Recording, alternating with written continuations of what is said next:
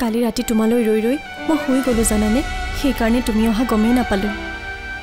তাৰমানে অন্তৰাই গম নাপালে মই যে কালি ৰাতি এইটো ৰুমত অন্তৰাৰ লগত একেলগে নাছিলোঁ যোনেই মেইন কালপ্ৰিট তাইয়ে তহঁত দিল্লীত থকা আৰু চুইটিৰ লগত হোৱা এক্সিডেণ্টৰ কথা ফুৱাকমণি চৌধুৰীক ফোন কৰি লগাইছে আৰু সেই ইনফৰ্মেশ্যন পাই সি আমাৰ ঘৰলৈ দৌৰি আহিল আৰু তোক ভুল প্ৰমাণিত কৰিলে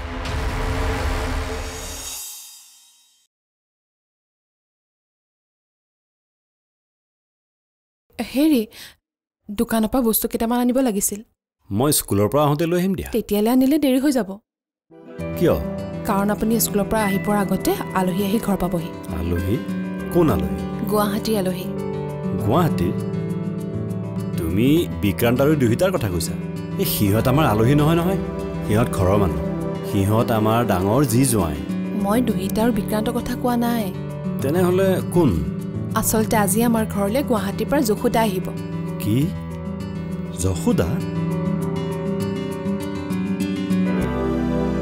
অঁ যশোদা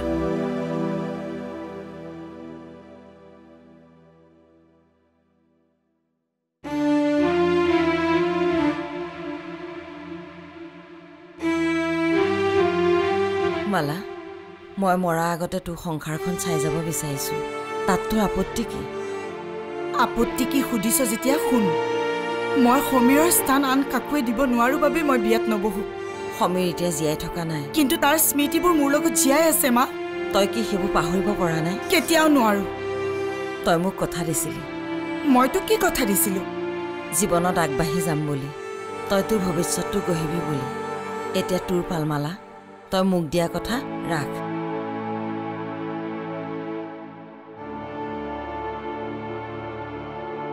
তুমি যশোদাক আমাৰ ঘৰলৈ মাতিব নালাগিছিল মই মতা নাই নহয় তাই নিজে আহিম বুলি কৈছে তুমি আহিবলৈ মানা কৰিব লাগিছিল কিয়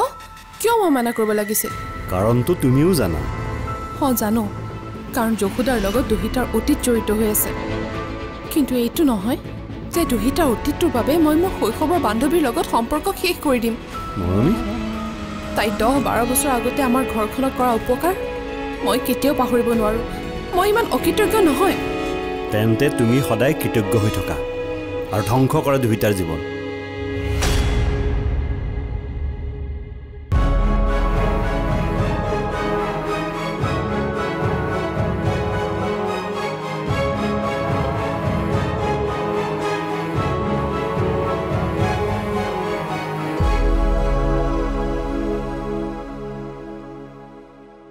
বিয়া হোৱা মানে জীৱনত আগবঢ়া নুবুজায় মা কি ক'ব খুজিছ তই মই আনৰ লগত বিয়া হৈ ভৱিষ্যত গঢ়িব খোজা নাই মই নিজে কৰ্ম কৰি আগবাঢ়ি যোৱাৰ কথাহে তোক কৈছিলোঁ মালা তই হয়তো কথাষাৰ ভুলকৈ বুজিলি সেইকাৰণে তোক কৈছোঁ মা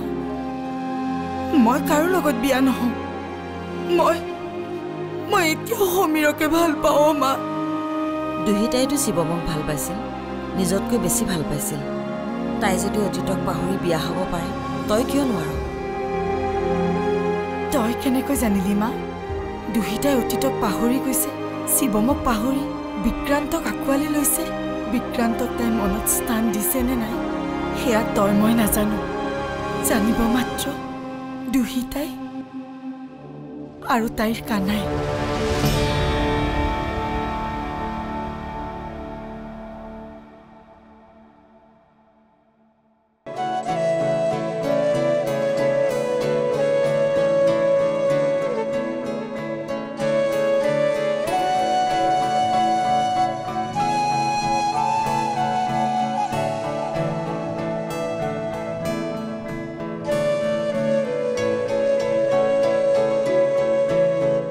যশোদাৰ লগত দুহিতাৰ অতীতটো জড়িত হৈ থকাৰ কথাটো সঁচা এতিয়া এখেতৰ সন্দেহ হোৱাৰ দৰে যশোদাৰ পুনৰ আমাৰ জীৱনলৈ আহিলে বিজ্ঞান আৰু দুহিতাৰ বৈবাহিক জীৱনত ইয়াৰ বাৰু কিবা প্ৰভাৱ পৰিব নেকি মৰমী যশোদা তই আহিলি আছো না ব তোৰ ভালনে ভালেই তই ব মই তোৰ কাৰণে পানী আনিছোঁ